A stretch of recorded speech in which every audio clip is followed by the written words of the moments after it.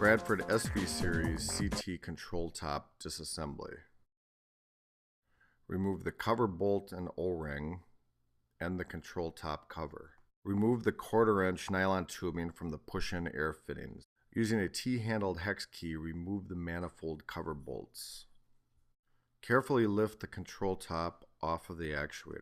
Use an adjustable wrench to remove the detection shaft. CT Series control top disassembly complete.